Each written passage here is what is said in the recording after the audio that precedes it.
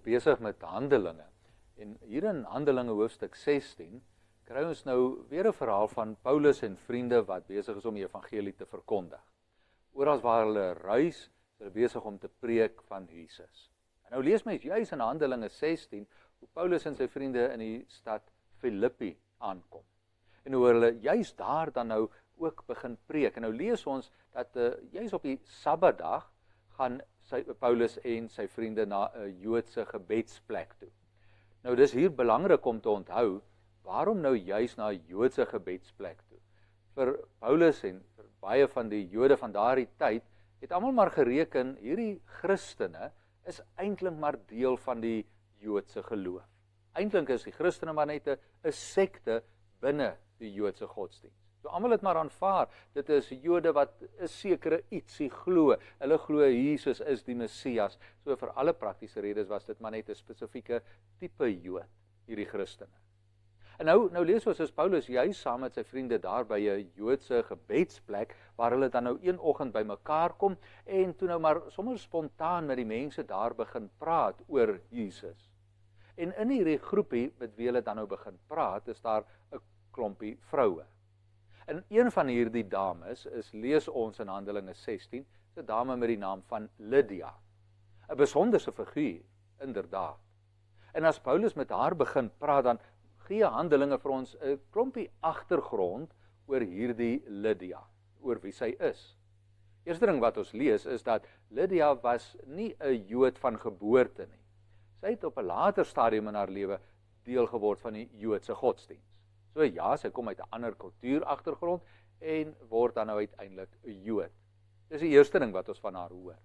Maar 'n tweede ding belangrik wat ons van haar hoor is dat sy is 'n handelaar in perswolmateriaal. Dan moet 'n mens net vir 'n oomblik hier stil staan om die implikasies hiervan te begryp. Lydia lees ons het in perswolmateriaal handel gedryf.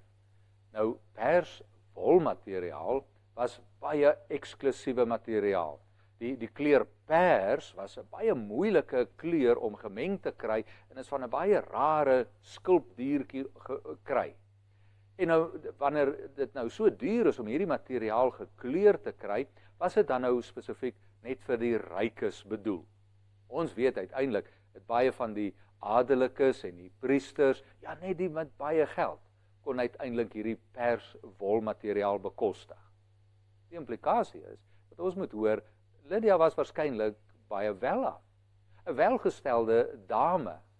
En nou, omdat 'n mens niks lees van haar man nie, moet mens aanneem, sy is die eienares van hierdie besigheid, hierdie groot besigheid wat wolmateriaal verkoop.